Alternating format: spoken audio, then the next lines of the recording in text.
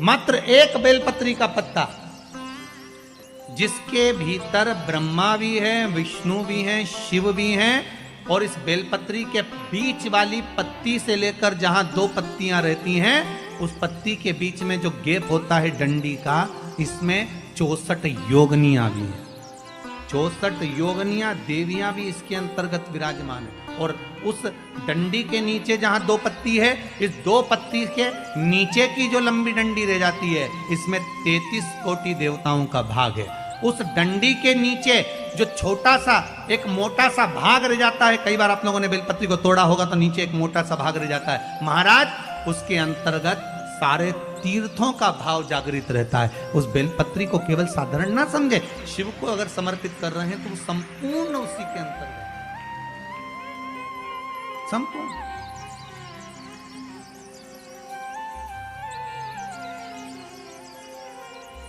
केवल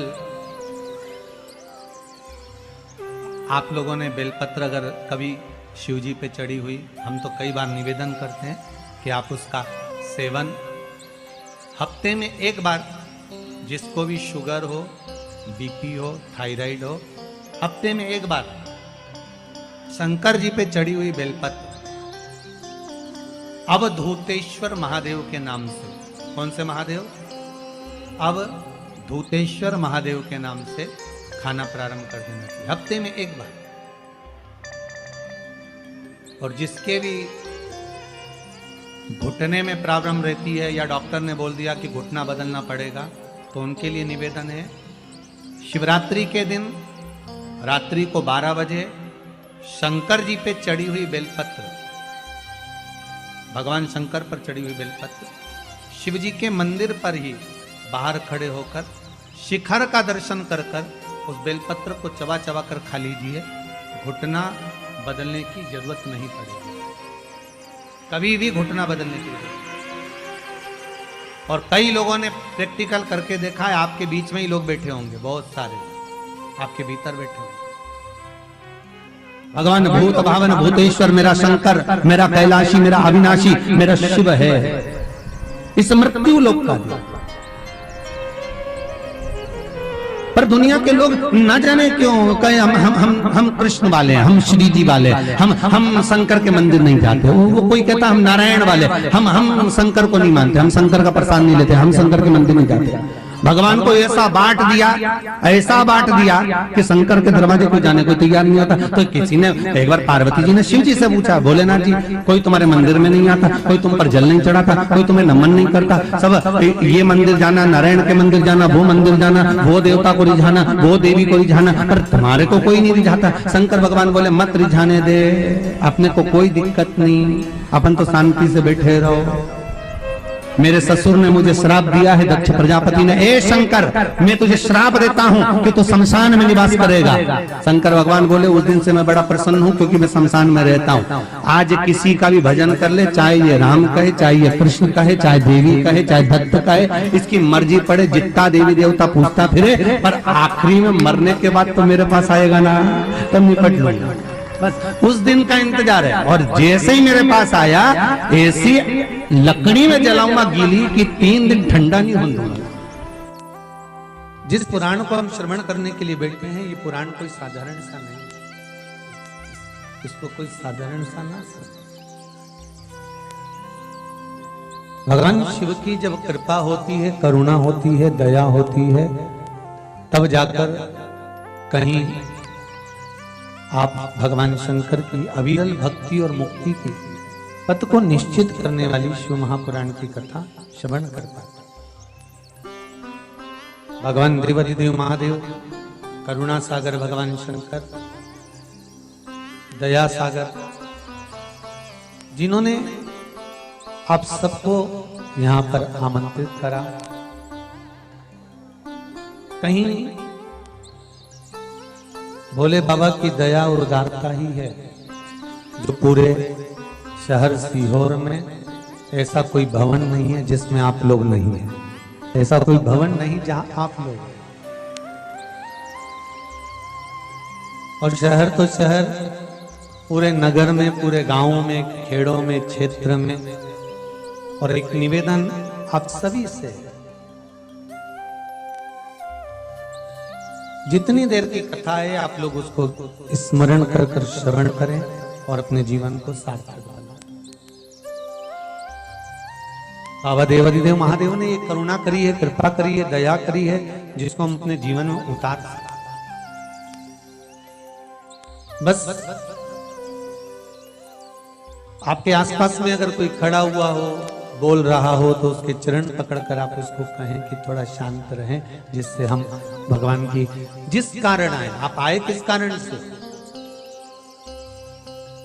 आप किस लिए यहां पहुंचे हो, केवल उसके दो कारण हैं। एक बाबा देवाधिदेव महादेव का प्रसाद स्वरूप रुद्राक्ष चाहिए और दूसरी शिव महापुराण की कथा चाहिए। केवल दो कारण हैं और इसके सिवाय कोई कारण आपके पास में है नहीं।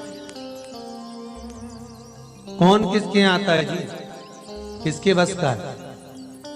जो कोई आए जाए, किसके बस का? ये तो देव अधिदेव महादेव की करुणा, कृपा, दया, उदारता है, जिसके बल पर हम भगवान की अविरल भक्ति और मुक्ति का साधन शिव महापुराण कथा का रस स्वादन करते। शंभो शरणे मांगू घड़ी रे घड़ी, दुख काटो दया करी ने दर्शन आपो। शंभो शरणे मांगू घड़ी रे घड़ी, दुख काटो दया करी ने दर्शन आपो। बाबा से केवल एक निवेदन, एक प्रार्थना और बाबा से केवल एक विनती, हमारे जीवन की एक सार्थक कि तेरा ही दिया मैंने खाया पिया है, तेरा शुक्रिया है, तेरा शुक्रिया है। मुझे भोले बाबा ने बहुत दे दिया है, तेरा शुक्रिया है, तेरा शुक्रिया है। ये जायदाद दी है, औलाद दी है, मुसीबत में हर वक्त इमदाद दी है।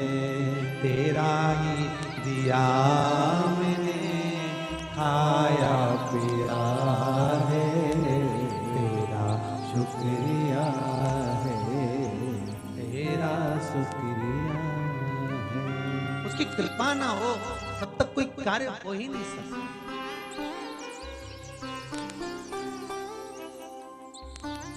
संसार में आने के बाद देखिए, अगर भगवान के होना है, परमात्मा के अगर हमको होना है, तो थोड़ा सा तो जीवन में कष्ट। वैकुंठ चतुर्दशी का जो दिन है महाराज, इस दिन रात्रि को 11 बजे से लेकर 12:30 के बीच में दीपदान होता है और 14 दिए का दान होता है। इसमें 14 दीप का